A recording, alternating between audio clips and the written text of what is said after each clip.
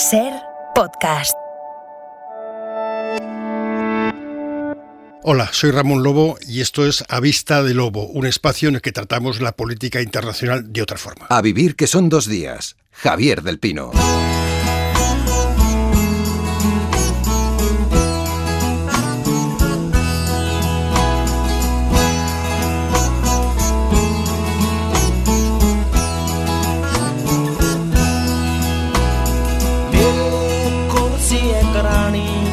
शायद मैं कहमा ओदे कुर्सी में ओने ओदा कमरा दुखा लिया है नी ये अच्छी नॉर्वेजियन लकड़ी ओने क्या रहला था मैं जा जिते भी तेरी मर्जी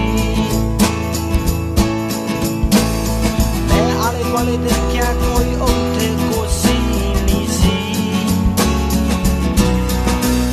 मैं तुरी ते बह गया समा सोच के ओदी शराब पी के असी 2 बजे तक गल्लां कीतियां फे ओने क्या सौन दा समा हो गया। Ramón Lobo, ¿cómo estás? Muy buenos días, ¿qué tal? Muy bien. Oye, déjame empezar por lo último que escuchábamos ahora mismo en el resumen informativo. Hoy es la segunda vuelta en las presidenciales de Chile, que es un país que tú siempre miras con lupa, y es un ejemplo clásico de derecha contra un ejemplo clásico de izquierda, ¿verdad? Sí, es una nueva generación. Para que la gente nos entienda, Kast estaría cerca del universo de Vox, o de que está ahora mismo Pablo Casado, y Boric representaría un poco el espíritu del 15M aquí en España, lo que era Podemos al principio en el 2014-2015, que es una generación, fueron manifestaciones sin líderes, surgen estos líderes, él es uno de ellos, y aquí la gran clave va a ser primero las encuestas, como dices, hay una abstención muy alta, y después el voto allí es como muy oscilante, tú puedes votar de repente a la derecha, de repente a la izquierda, hay gente así, con lo cual no puede haber sorpresas, y aquí la clave va a ser si gobierna Boric, él está apoyado por el Frente Amplio, que es su movimiento, y el Partido Comunista. El Partido Comunista chileno tiene grandes líderes, pero también tiene un problema, y es que no ha hecho su transición, todavía se cree que existe el muro. Entonces, a ver cómo gestionan todo esto en un mundo que no se parece nada al Chile de hoy, al Chile del 73. Ya he visto que hay un pequeño homenaje musical a Chile, así que habrá que esperar un poco para detectarlo, digamos. Oye, ¿qué tal estás con la tercera dosis? Porque te pegó fuerte al principio, ¿no? Sí, tuve fiebre, tuve visiones, vi a Pablo Casado. ¿Visiones? Sí, vi a Pablo Casado en la Moncloa, entonces creo que me subió la fiebre por eso. No, fuera de bromas, no lo voy a ver en la Moncloa ni de broma, pero bueno, ni en visiones. Tuve unas 38 de fiebre, unas horas, al día siguiente estaba como si me hubiera encontrado con Mike Tyson, y al tercer día perfecto. Yo era un poco más seguro, aunque yo creo que la gente no es consciente de lo que tenemos ahí fuera. Hombre, yo creo que la gente empieza a ser consciente, ¿no? Lo único que parece es que todo lo que, y espero que no sea la razón, que todo lo que se debe hacer se está aplazando para hacerlo después de Navidad, con esto de que quedan solamente 10 días y que todo se va a acabar y tal. Hombre, hay que actuar y esto lo estamos viendo, es una ola que llega de arriba hacia abajo. Fíjate, Alemania pidiendo cuarentena para los visitantes del Reino Unido, Países Bajos pidiendo o decretando confinamientos también y cierres en universidades, en comercios, en todos los sitios y sin embargo, por lo menos ayer, por lo que me contaban, la Gran Vía igual que siempre. Sí, había un tuit ahora muy bueno aquí en Madrid diciendo: si llamas a tu centro de salud y no te lo cogen, llama al bar. Llama al bar, que es lo que se defiende. No sé, hay una especie de... Yo no entiendo tampoco por qué Pedro Sánchez convoca el miércoles una reunión si tenía que ser ayer la reunión. Holanda es un gobierno conservador, el que ha tomado estas medidas tan duras. En Estados Unidos también se está moviendo todo el mundo. Lo que no sabemos todavía si esta variante Omicron, sabemos que se transmite mucho más, porque es evidente. Lo que no sabemos si va a ser más grave, menos grave, pero aunque sea menos grave, o bastante menos grave, puede matar a muchísima gente. Entonces, bueno, yo creo que aparte de la vacunación es evidente que hay que tener las medidas de seguridad que teníamos antes, de mascarilla, distancia social y no sé, y hay una serie de acciones ahora en estas fiestas que deberían estudiarse. No, lo que dices, ¿por qué esperar hasta el miércoles si se puede hacer el lunes? Por ejemplo, hay en el último libro fantástico de Javier Pérez Andújar, El año del búfalo, uno de los personajes usa una frase que es algo así como, en España hacemos las cosas bien pero tarde. Mira, ahora Miguel Hernán, el epidemiólogo de Harvard, en una entrevista hoy en El País, diciendo que ¿por qué estamos tardando tanto en dar la tercera dosis si claramente beneficia para reducir el nivel de transmisiones, para reducir el nivel de hospitalizaciones, ¿no? Yo creo que hay que acelerar, y es lo que se espera de un gobierno, y esperemos que lo que hoy va a decir Pedro Sánchez a las 11 sea un poco eso, ¿no? Sí, pero tenemos un Tribunal Constitucional que ha maniatado al gobierno con las posibles medidas. Hay que decretar un estado de excepción casi para poder tomar medidas. Somos un estado autonómico, con lo cual hay que contar con lo que dicen los presidentes y las presidentas de los distintos comunidades. Aquí en Madrid sabemos lo que va a decir, no a lo que sea. Entonces no lo sé, es un país muy complejo. El otro día te mandé una frase de Fernando Gómez que decía, mis películas no son muy buenas porque son españolas, pero como España es un país que no funciona, mis películas son realistas. Entonces, bueno, pues es un poco esto. Somos un país fantástico que tarda en arrancar y después cuando arranca bien, y en las cosas importantes solemos estar a la altura. Claro. Oye, vamos a empezar, que hay mucho, venga.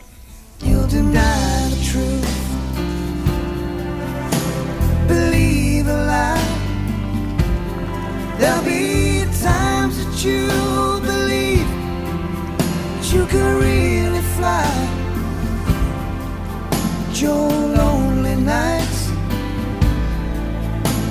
have just begun. When you love someone,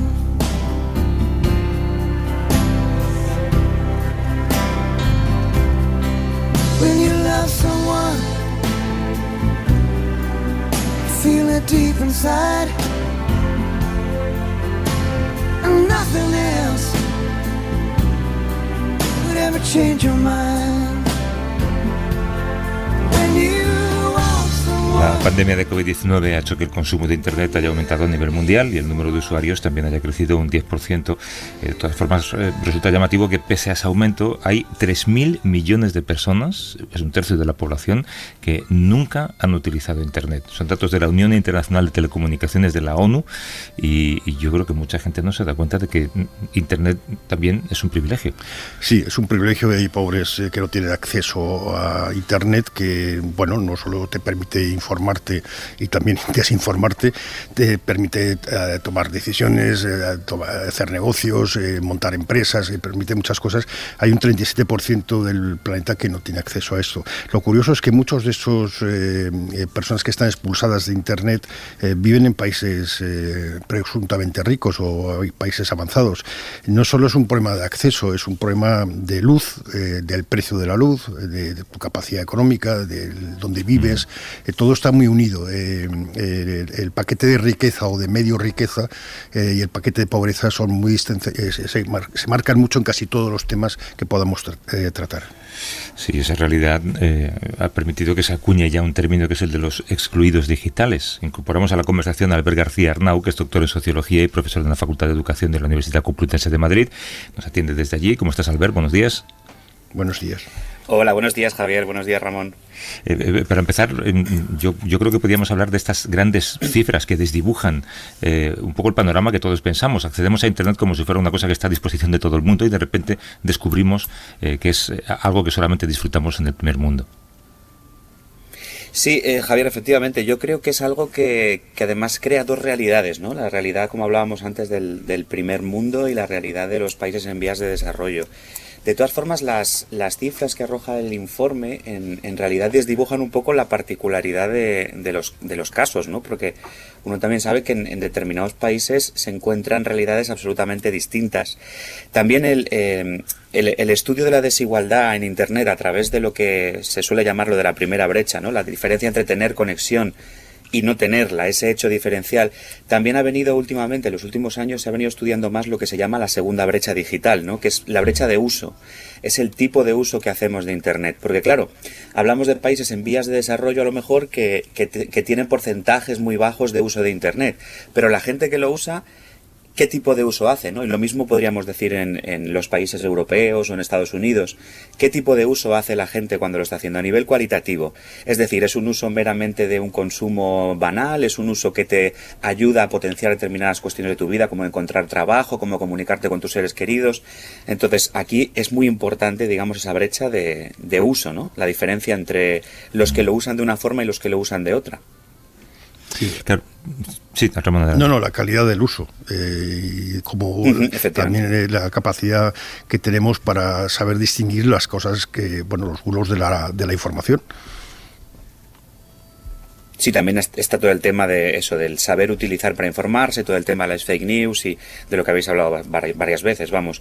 Y también creo que es importante detectar cuáles son las regiones, ¿no? Como nos cuenta también el informe, las regiones donde realmente es más problemático. Estamos hablando de África, estamos hablando de Asia-Pacífico, de estados árabes, no evidentemente de la península arábiga, sino de los estados, digamos, del norte de África y demás. Y precisamente son países donde a lo mejor sí que existe, o sea, que a veces uno se pregunta el cómo se construye el dato, ¿no? Hay un 45%, o sea, 3.600 millones de personas no tienen conexión.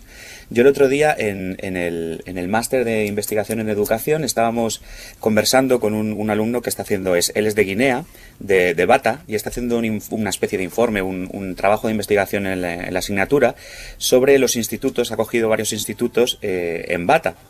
Y precisamente estaba analizando la conexión que tenían los profesores de instituto, ¿no? Para poder utilizar, digamos, las nuevas tecnologías en la educación. Y era sorprendente porque nos vino a sacar como conclusión que solo 2 personas de los centros, es decir, 2 de 100, tenían conexiones privadas en su casa. Pero claro, el resto también tenía conexiones porque habían conseguido teléfonos de segunda mano y lo tenían a través de tarjetas de prepago, que es como el estilo de uso de esos países a lo mejor es muy distinto del nuestro, se parece más al nuestro de hace muchos años, ¿no? Claro. Al que teníamos cuando éramos adolescentes, en plan, tengo una tarjeta de prepago, no voy a gastar datos, solo puedo usar WhatsApp y para mensajes de texto. Entonces, claro, evidentemente ahí no se puede uno enviar currículums, ahí no puede uno pasarse vídeos, ahí no puede uno hacer ese tipo de comunicaciones. Claro, entonces conseguir que Internet llegue a todos los rincones del mundo empieza a ser una quimera similar a acabar con el hambre en el mundo, ¿no? Claro, conseguir que Internet llegue a todo el mundo, o sea, tecnológicamente sería posible porque hoy en día, por las conexiones por satélite, es algo que tecnológicamente es abarcable. Lo que pasa que, claro, si quieres que todo el mundo tenga un terminal, pues tendrás que facilitarle a todo el mundo un terminal. Hoy en día, en estos países en vías de desarrollo, lo que se trabaja mucho es con eso, con el comercio de segunda mano, con tarjetas de prepago. El tema no es tanto el no tener conexión, porque la gente joven puede llegar a acceder a esto a través de eso, del negocio informal, pero claro, el problema está en lo que hablábamos antes, la calidad de conexión y la alfabetización digital. También este compañero de Guinea nos contaba que precisamente de los profesores de instituto, que él había analizado, que es que prácticamente el 60% no tenía alfabetización digital, por tanto no se conectaban a Internet porque no sabían. Yeah. Es decir, tenían dos ordenadores para todo un centro, pero aún así muchos no lo habían utilizado nunca porque no sabían encenderlo ni sabían hacer nada con él. Eso por no hablar de los problemas que puede haber de electricidad y tal, como comentaba Ramón, ¿no? Que también es una realidad palpable. Albert García Arnau, que es doctor en Sociología, profesor en la Facultad de Educación en la Complutense de Madrid. Gracias, Albert. Un abrazo. Gracias por madrugar. Muchas gracias, Javier. Hasta luego. Hasta luego. Gracias.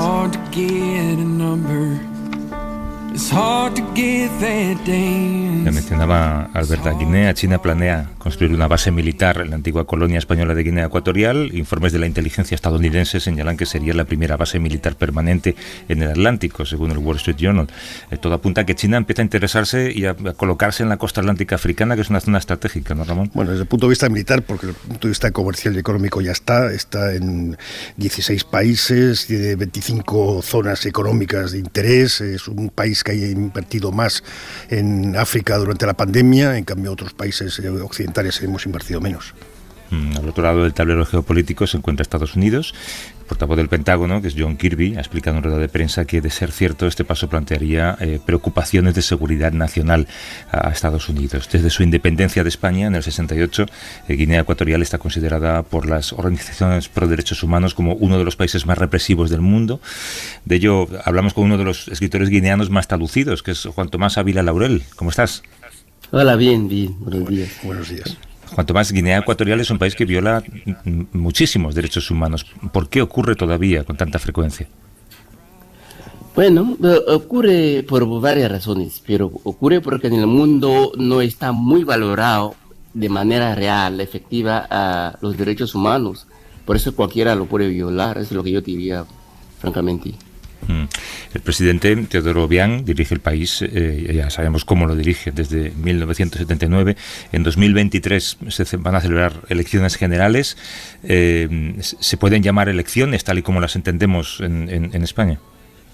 Nunca las ha habido. Lo que pasa es que los que han seguido a Obiang en sus juegos, o que pueden ser países incluso occidentales, o puede ser incluso países como España, han querido creer en esto para dar la apariencia de que se está moviendo ahí cuando realmente no son elecciones. Entonces sería una más para que siga siendo él, o que definitivamente decida si pasa el poder a su hijo o a su mujer. O sea, que no serían unas elecciones. Guinea encontró petróleo, bueno, encontraron petróleo otros en territorio guineano, y eso ha cambiado completamente la faz del país, y la dictadura ha pasado a ser una dictadura necesaria. Ha cambiado completamente el juego interno también, ¿no? No sé lo que yo podría llamar juego interno. No ha cambiado nada, toda vez que no ha habido una forma de creer que la gente sienta que hay un equilibrio, porque lo que dice sería que hubiera un equilibrio, o sea, una contraparte al poder. Eso no existe en Guinea, así que pues desde que nosotros vimos a Macías, desde que nos impusieron a Macías, no ha cambiado nada en Guinea Ecuatorial, salvo el hecho de que Guinea tuvo más dinero, bueno, Obiang y la gente tuvo más dinero en sus manos, o sea que no ha cambiado nada. Sí, pero Francisco Macías, bueno, pues después de él, Teodoro Obiang, durante 42 años, el dictador más longevo del mundo, en un país podríamos llamar rico, por lo menos en reservas de materias primas, en café, en caña de azúcar, en petróleo, como dice Ramón. ¿Qué relación mantiene Occidente con un país que debería tener un gran futuro? Bueno, la relación que mantiene Occidente es la relación que mantiene Occidente cuando se hace negocio. Bueno, no se debería mirar los países en función de su cantidad de recursos que tuviera. Se debería mirar que, mira, hay hombres ahí, hay mujeres ahí, hay niños ahí. ¿Qué podemos hacer para que sean mejores hombres, mujeres, niños, mujeres, personas? Pero como lo importante en el mundo es que se haga negocios, entonces todo lo demás se tapa y siempre se habrá en términos económicos. No es lo que debería ocurrir. Es lo que está ocurriendo en Guinea, siempre lo que ha ocurrido con Guinea. Y cuando ha habido un boom petrolífero o cualquier cosa que sugiera que se pudiera comprar y vender, pues todo lo demás se olvida. Es lo que está pasando en Guinea Ecuatorial. Las empresas petroleras americanas son las que tienen casi la propiedad de petróleo, pero ahora la penetración china es muy evidente en África. ¿Cómo es también en Guinea Ecuatorial? Bueno, mira, cuando tuvimos a Macías después de romper con España de una manera, bueno, drástica que dijéramos, metió al país en la órbita de lo que se suele llamar el este, de los comunistas, los coreanos, los chinos. Así que China no ha entrado ahora, porque pasa que no sabíamos, como ciudadanos que no teníamos información, qué es el alcance de las relaciones con China, o sea, qué es lo que sabía China de Guinea Ecuatorial. Bueno, cuando hubo el petróleo, lo que hizo Obiang es buscar la manera posible de enemistarse con quien pudiera, cualquiera que pudiera hablar de la democratización y lo demás. Y como China es un país que es un país mudo, algo que no debería ocurrir para ser una potencia, siempre sería el aliado perfecto para cualquier dictador, China. Entonces, bueno, si ha encontrado la posibilidad de expandirse, pues se lo darán, toda vez que las otras potencias siempre han estado jugando a la hipocresía, que es lo que es, que aparentemente tú tienes interés por la democracia y no es real. Pero China sabemos que nunca tuvo interés por la democracia y es la que ganará esa batalla, es lo que yo creo. Qué bien explicado. Juan Tomás Ávila Laurel, uno de los escritores guineanos más traducidos. Te agradezco mucho esta conversación desde Barcelona. Gracias, Juan Tomás, un abrazo y suerte con todo. Un abrazo. Muchas gracias a ti. Hasta luego. Qué bien lo ha explicado y sobre todo qué desánimo en su manera de contarlo, ¿eh? Sí, muy realista, es que es así. Vivimos una especie de teatro con 2 niveles lo podemos en 1000 temas. Uno que le gusta mucho a Juanjo Millás, por ejemplo, el Emérito, ahí está también ese mismo teatro, ¿no? Entre lo que se dice y lo que se hace, y lo que se dice no es exactamente lo que se piensa, ¿no? Pero bueno, las democracias son así, y sobre todo manda el dinero, como dijo Napoleón hace muchos años, la mano que recibe siempre está debajo de la mano que da. Is everything gonna be okay? I'll be your strength, I'll be here when you wake up, alright? Everything's gonna be alright. Everything's gonna be okay. Everything's gonna be alright. Together we can take it one day at a time. Can you take my breath away? Yeah. Can you give him life today? Is everything gonna be okay? I'll be your strength, I'll be here when you wake up, alright? Everything's gonna be alright. No doubt. A vivir que son 2 días. Javier del Pino. There's a way. Everybody say to do each and every little thing. ¿Sigues ahí, no, Ramón? Aquí sigo. Oye, a Íñigo Domínguez, a nuestro amigo Íñigo Domínguez, le conocen todos los oyentes de este programa, bueno, le conoce toda España, yo creo, ¿no?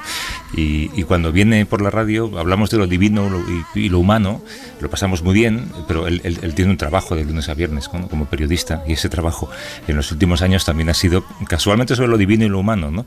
O supuestamente divino y profundamente inhumano. Íñigo ha trabajado mucho en encontrar y documentar casos de abusos sexuales en la Iglesia española y ha conseguido que ese trabajo llegue al Papa, y además el Papa ha actuado. Íñigo, ¿estás por ahí? Buenos días. Hola, buenos días. Buenos días. Lo primero, Íñigo, es un poco de película como habéis hecho llegar el informe al Papa, ¿no? Bueno, es que el Papa es todo de película, entonces para llegar a él en persona pues solo hay una opción, que es pedir una audiencia, pero claro, tiene miles de peticiones y luego, claro, no es tan fácil.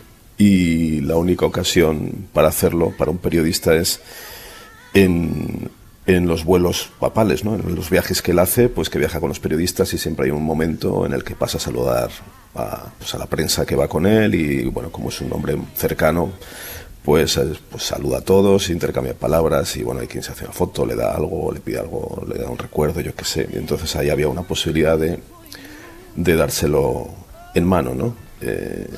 Y bueno, esto fue lo que hicimos porque había una oportunidad. El 2 de diciembre fue a Grecia y el corresponsal del País, Daniel Verdú, pues iba en ese vuelo. Entonces, bueno, le hicimos llegar este informe que hemos hecho, ¿no? Con 251 casos pues no conocidos hasta ahora, de los últimos, bueno, desde los años 50 casi, y para que se lo entregara. Y bueno, se lo entregó, no a él exactamente porque lo cogió un asistente que iba con él, pero bueno, esto es por ser preciso.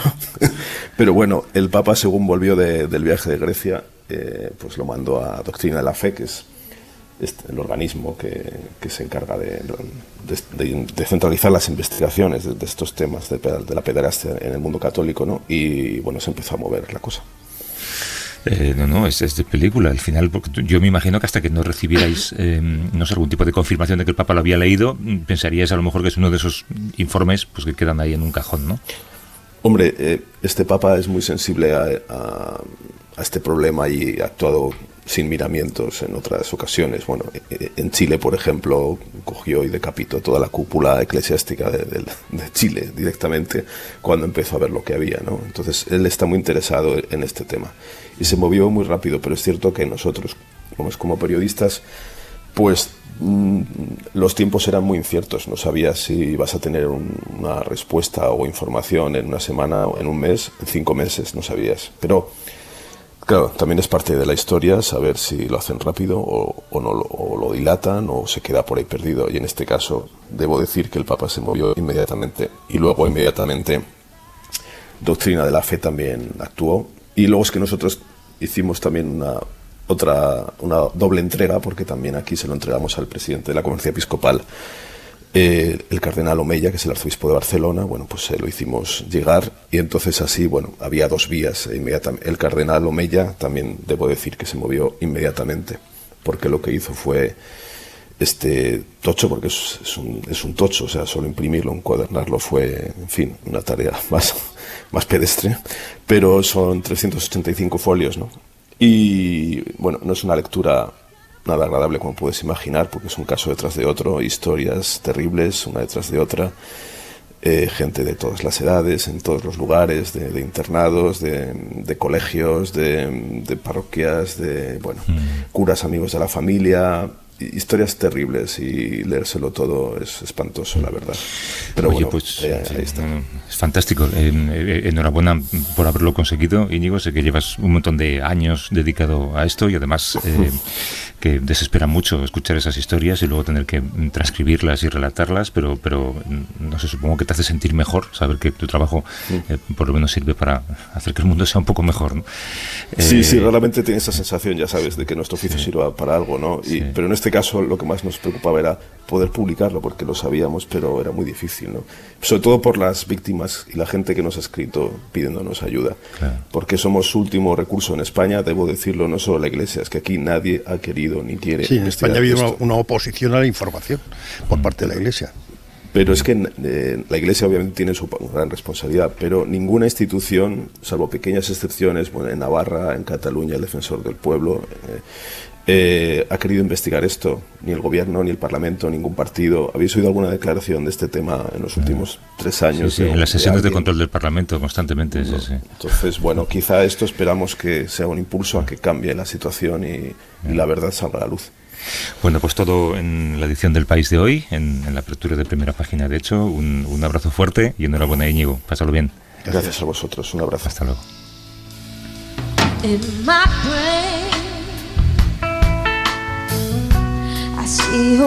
Oye, Ramón, ¿y cuántas veces hemos conversado en este espacio sobre la importancia o el valor que tiene poder informar desde el lugar de los hechos, pisando el terreno, explicar el mundo haciendo eso que antes llamaba reporterismo, ¿no? Sí, incluso en nuestra ciudad. El otro día una historia de una chica, creo que fue una, no sé si periodista, grabó una imagen en Malasaña de una cola tremenda en un centro de salud y todos los medios llamaron inmediatamente a esta chica si podían compartir el vídeo. Pero sal a la calle, que está aquí al lado, que es gratis, que puedes caminar. Se nos ha instalado en la cabeza el no moverse de los sitios y verlo todo a través de una pantalla. Claro, sin color, olor y sabor no hay realidad. Estás con 2 personas, ¿no? Estoy con 2 personas, 2 periodistas, 2 mujeres que han participado, han escrito un libro, que participan 6 mujeres, que son mujeres en guerra, mujeres que han ido a guerras, mujeres que tienen una experiencia y una mirada distinta de los hombres, con sus ventajas y sus inconvenientes, y han escrito un libro maravilloso que se llama Balas para Todos. Son Natalia Sancha y Catalina Gómez Ángel. ¿Cómo estáis, Catalina, Natalia? Hola, buenos días, Javier. Muy bien, encantada de estar aquí. Hola, Javier. Hola. El libro, como decía Ramón, se llama Balas para Todas, publicado por la RAT Ediciones, y pone la lupa en el reporterismo femenino a través de los trabajos de 6 periodistas en Oriente Medio y en el Magreb. Esa mirada femenina es también necesaria en la cobertura de conflictos. Ramón ha hablado de esto muchas veces, ¿no? Como a veces, o muchas veces es más complicado por ser mujer, otras veces es un poco más fácil por ser mujer, ¿no? Pues efectivamente, siempre esa idea, especialmente en Oriente Medio, que tiene la particularidad de ser pues una región mayoritariamente musulmana, árabe, patriarcal de alguna forma, siempre hay esa idea de que es más difícil para la mujer cubrir o estar, y especialmente en zonas de conflicto o en guerra. Y sin embargo, lo que contamos un poco en este libro, que era necesario, era como en la última década, que ha sido la llamada, cuando comenzaron las llamadas primaveras árabes en 2011 hasta el día de hoy, se han insertado un montón de jóvenes periodistas independientes, freelance, como se llaman, y entre ellos un montón de mujeres. Y cómo esa visión, esa inmersión femenina ha cambiado un poco la narrativa que había de la guerra en general y del rol de la mujer en particular. ¿Y por qué? Porque nos hemos dado cuenta de que nosotras, en un mundo que está segregado por el género, tanto en la vida como en la muerte, cuando nace un bebé o cuando muere una persona, hay una separación entre, digamos, las salas donde van a velar las mujeres y las salas donde están los hombres. Nos hemos dado cuenta de que para nosotras, las mujeres, es más fácil acceder al 100% de la población, porque como híbridas somos periodistas extranjeras que podemos acceder al lado de los hombres, y como mujeres podemos entrar en el lado donde están ellas. Claro, y es mejor para nosotros como consumidores de información porque estas reporteras, vosotras, tenéis acceso a ese mundo femenino islámico y que esa ventaja os permite explicarlo de una manera más cercana y sobre todo más completa, ¿no? Y también porque tenemos una vivencia femenina y eso también hace, no es que sea mejor o peor, sino que es diferente porque tenemos cada una de nosotras unas vivencias particulares, una historia familiar, como mujeres que vivimos, por ejemplo, en mi caso soy colombiana, tenemos a Maya, que es libanesa americana en el libro, tenemos a Jabat, que es kurda, Nancy, es italiana del sur de Italia, Natalia. Entonces cada una tiene una mirada, una historia particular, que eso también, además de ese acceso y esa particularidad de tener una ventaja que posiblemente no tengan nuestros compañeros hombres, de entrar a ese mundo femenino, también lo podemos contar con esas particularidades. Claro, lo que pasa es que luego está el inconveniente que mencionaba Natalia al principio, ¿no? Y es, os movéis en lugares que son profundamente machistas y diría que en una profesión que hasta hace poco era profundamente machista. Bueno, ahí está el truco de poder darle la vuelta. Entonces, como somos percibidas como seres inofensivos, contrariamente a Ramón, si aparece por allí, lo tomarían como algo a lo que temer. Entonces nosotras podemos pasar, digamos, un poco más desapercibidamente. Y pongo un ejemplo de Yemen, por ejemplo. Es un país que está muy poco cubierto, hay un embargo informativo tremendo y la mayoría de los reporteros que han cubierto allí son mujeres. ¿Por qué? Porque yo me puedo enfundar un niqab, que es un velo integral facial, con una valla negra, y a mí en los retenes estoy reduciendo las posibilidades de secuestro a un 90%, porque absolutamente nadie me va a pedir ni un carnet de identidad, ni quién soy invisible. Entonces, esa invisibilidad que se nos da es una ventaja que podemos aprovechar porque somos testigos de conversaciones que de otra forma no hubieran tenido delante nuestra.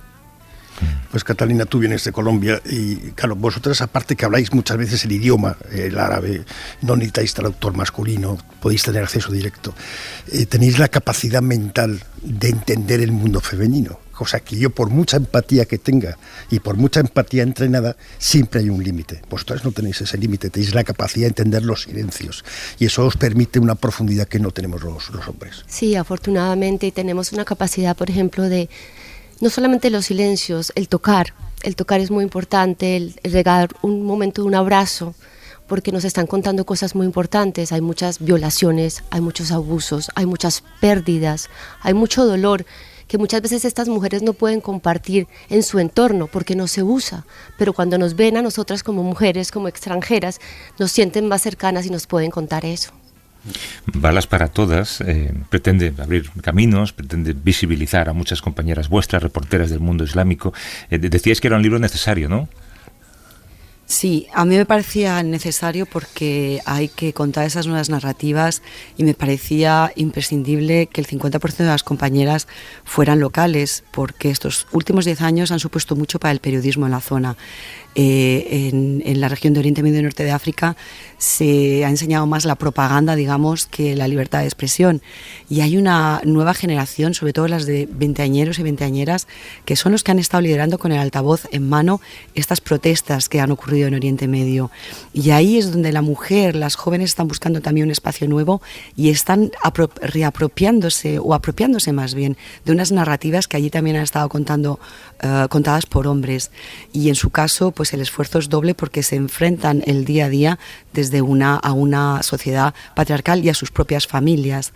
Entonces era importante visibilizar no solo las corresponsales extranjeras, internacionales, el rol que hacemos así, la conexión entre Oriente y Occidente, sino cómo esta nueva generación está contando a su manera lo que está ocurriendo allí. Sí, después normalmente estamos acostumbrados a que somos hombres los que contamos los problemas de las mujeres y este libro lo que aporta es la novedad que son mujeres hablando de los problemas de las mujeres, lo cual yo creo que es un avance muy importante y las 6 historias son brutales. La de la mujer que llega en el cuartel iraquí, que es una lideresa contra el ISIS, que el ISIS ha matado a toda su familia y ella corta las cabezas y las cocina de los ISIS que matan y tiene que dormir tu compañera con ella porque es el único sitio. A mí me parece un libro maravilloso, yo creo que la gente debe aproximarse a él porque son historias escritas con una enorme humanidad y son historias desde ese punto de vista mucho más profundo en el aspecto de la mujer.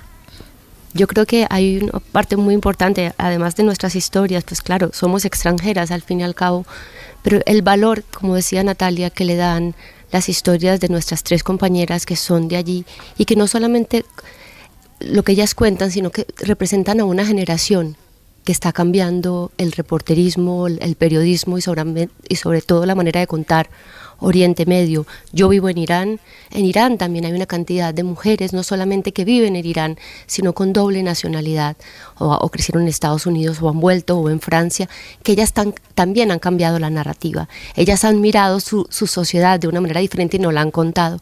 Y yo creo que la manera como vemos el periodismo en Oriente Medio hoy no puede entenderse como se veía hace 10 años, es totalmente diferente y gracias a ellas. Pero además hemos aprendido a ver cómo las mujeres se convierten en moneda de cambio en las guerras, ¿no? La última bala siempre es para ellas, me imagino que el título del libro va por ahí, balas para todas.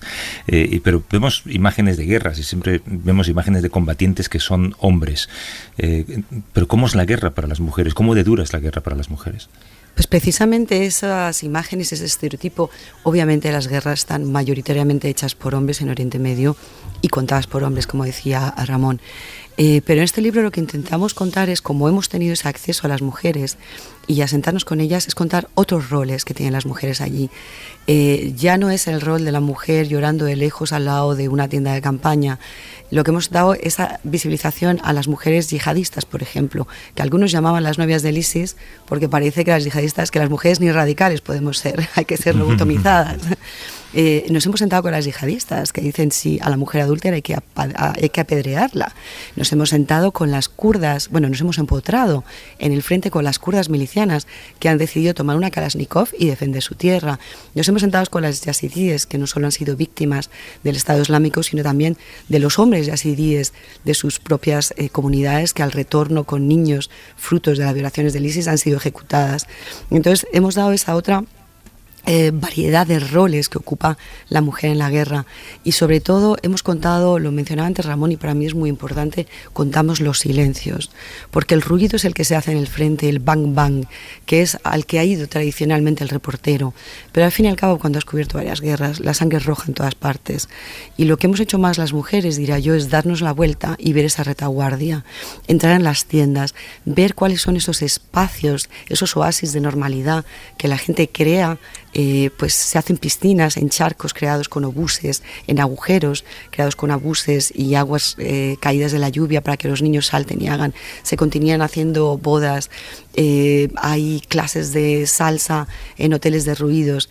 Esas son las historias también de luz que podemos contar y esas pasan en la retaguardia y esas pasan con mujeres, con niños y con civiles, no siempre del lado del bang bang. Ahora que Natalia habla de las bodas, ahora en Afganistán era impresionante porque claro, te pensabas que todo el mundo quería huir y de hecho todo el mundo quería salir, había un drama humanitario cada vez mayor, niños pidiendo de una forma que yo no había visto en mi vida, pidiendo limosna, pero al mismo tiempo los salones de boda estaban llenos cada noche.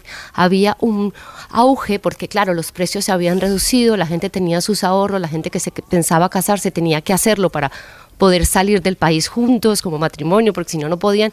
Entonces era impresionante. El hombre, un amigo que trabaja conmigo, que me ayudaba, lo que nosotros llamamos un fixer, pero también traductor, todas las noches tenía una fiesta y yo le decía, pero Hamid, ¿qué está pasando aquí? Y esa también es la realidad de estas sociedades. Oye, mencionabas de pasada, creo que Natalia, a las mujeres jóvenes. ¿Cuál es el papel de las jóvenes en el mundo árabe? ¿Qué posibilidad tienen ellas de impulsar el cambio? Pues mira, cada vez más y está cambiando. Esas son las cosas también que no contamos y en la guerra ocurren metamorfosis en el tejido social. Y uno de ellos, por ejemplo, pongo en Siria, que me gusta poner el foco. En Siria hay 500.000 de muertos y la gran mayoría, el 85% son hombres. Entonces hay una ausencia, una falta de maridos, digamos, de potenciales maridos. O están muertos o están en el frente o han emigrado. Ha dejado un montón de jóvenes con el corazón roto en Damasco y en otras ciudades del país, pero lo que ha ocurrido es que estas muchachas ahora van a la universidad, porque es gratuita y sigue funcionando en las universidades, han caído en la guerra, se gradúan, encuentran trabajos, son económicamente independientes, insertan en el mercado laboral en el que no estaban antes. ¿Y esto qué quiere decir? Que se van a casar más tarde, van a tener menos hijos, van a tener una independencia económica, elegirán a sus maridos y se ocurre esa revolución silenciosa que no nos damos cuenta, pero que ocurrió también en la Segunda Guerra Mundial en Europa, cuando las mujeres tuvieron que entrar en las fábricas o hacerse cargo de los comercios porque habían enviudado y luego no nos quisimos ir. Entonces, eso va a suponer también una transformación del futuro.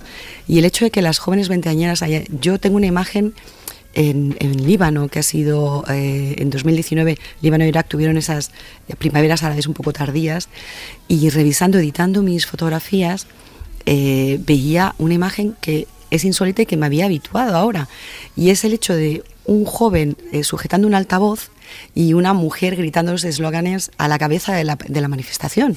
Y dices, esto es nuevo, esto es nuevo. Pero yo quiero... Esto ya lo habíamos visto, lo habíamos hablado el otro día, en el 2009 en Irán, fueron esas mujeres, especialmente las jóvenes, las que lideraron esas protestas que luego marcaron el paso para las protestas que llegaron luego en el 2011 en toda esta región. Y a mí me interesa mucho hablar de eso porque las niñas de 18 y 19 años han perdido el miedo.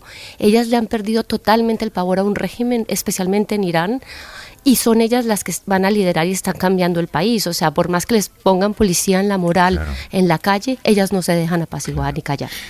Oye, no sabéis lo que me ha encantado tener esta conversación y que la gente haya podido escucharla y recomendar este libro del que hablamos. Natalia Sancha, que es periodista especializada en Oriente Medio, ha sido corresponsal del País, ahora ha coordinado también Balas para Todas, publicado por la RAD Ediciones. Catalina Gómez Ángel, que es periodista freelance, especializada en Oriente Medio desde hace una década, vive en Irán, está en Madrid estos días para presentar este libro en el que ha participado y que nos han relatado. Muchísima suerte en el futuro, seguiremos leyendo vuestras historias, viendo vuestras historias y sintiéndonos mejor informados gracias a vosotras. Mil gracias, Natalia y Catalina. Gracias a vosotros por tenernos hoy. A ustedes.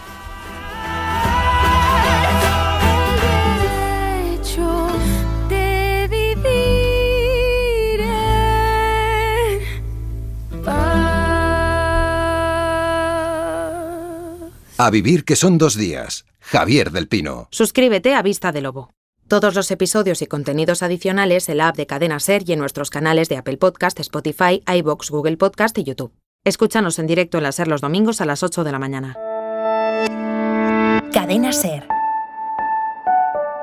La radio.